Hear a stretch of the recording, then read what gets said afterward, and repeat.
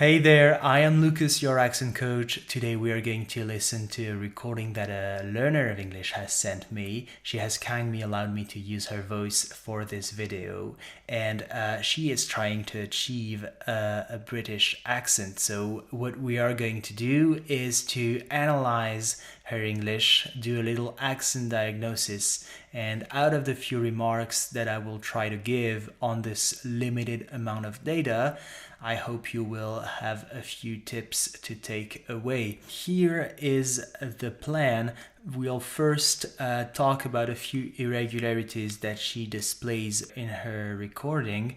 After that, I'll delve into finer details relative to the consonant quality of her English, and also the vowel sounds that need a little bit of work to sound authentically British. The United Kingdom is a highly developed nation that exerts considerable international economic, political, scientific, and cultural influence. Located off the northwest corner of Europe, the country includes the island of Great Britain, which contains England, Scotland, and Wales, and the northern portion of the island of Ireland. The country's role on the global stage faces new questions as the nation has withdrawn from the European Union. The Brexit process sets out new rules for how the UK and European bloc will operate with each other. Now, my first remark will be about stress placement. By stress placement, I mean the syllable of the word, which is pronounced higher in pitch and higher in volume. Here, she makes 3 mistakes on those words. Developed economic Europe. Let's compare those with native speakers pronouncing them. Developed her distinctive political, economic Europe. What you can hear is that she stresses the wrong syllable, and that is something that needs to be corrected. You can check the stress syllable of a word by going on to an online dictionary. Here, for example, you have word reference, and what you're looking for is the apostrophe here that marks the stressed syllable. It is placed right before the stressed syllable. Now, the second irregularity is rhoticity. By rhoticity, I mean the fact of pronouncing the R at the end of words or before another consonant. American English is a rhotic variety of English. It is not the case for most British varieties of English. For example, she pronounces that exerts with a sound. That exerts considerable. Whereas a British speaker would very likely keep their tongue flat and sound more like that exerts. Something that exerts a pulling.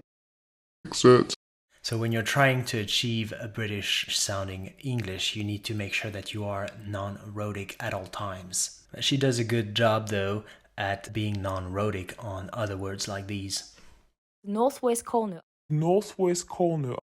Right with each other.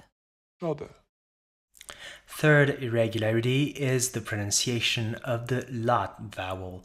Lot refers to the sound ah. In American English, you have a very open ah sound, whereas in British English, you're trying to round your lips a little bit more and leave more space inside the mouth, and it sounds more like lot. She sometimes pronounces the lot vowel more open, and sometimes she overdoes the roundedness of the lips. She says block,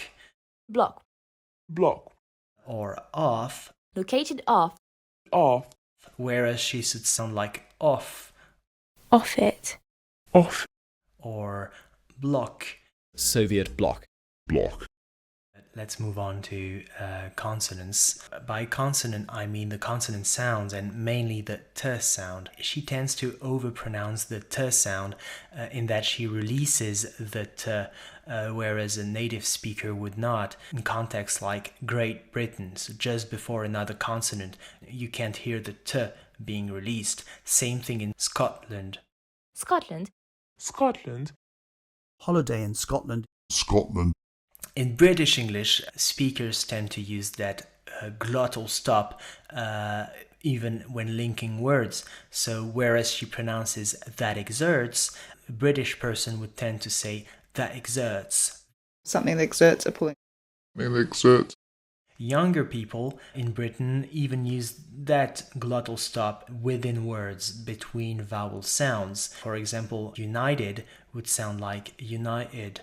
Our speaker being a young adult, it's important that she aims at an accent that is coherent with her age group. Now let's move on to the vowel sounds.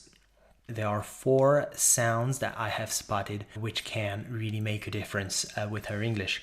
There is first the fleece vowel, which refers to the E sound. In British English, it is present at the end of words, such as in highly or country, and a British person would very likely diphthongize, which means there would be a slight glide in that sound at the end of words, so that would sound like highly or country. Asian country. There is the goose vowel, which is much more towards the front of the mouth. In British English, you really can hear the glide at the end of this vowel sound. So goose should end with the oo sound very slightly. So new, you can really hear the oo sound at the end. It's part of a new.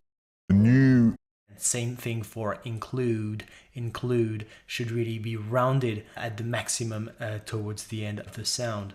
The 2 final sounds I think need a little bit of improvement are price and goat. She pronounces it price, whereas in British English it is more like price. United should sound like united. Together in the United States. For a goat, she needs to start with a slightly more open vowel sound. So goat in British English sounds more like goat, not goat, goat. You can hear that in words like global, which should be pronounced like global. Global population. This is very slight, but when you actually start hearing the difference and practicing those sounds, you can make it a systematic phonetic trait to your accent, and that will make you sound like a native. I can help you achieve your objectives on that regard. So if you are interested, please feel free to send me an email. You'll find the email address down below in the description. Also, like and subscribe, and see you on the next one.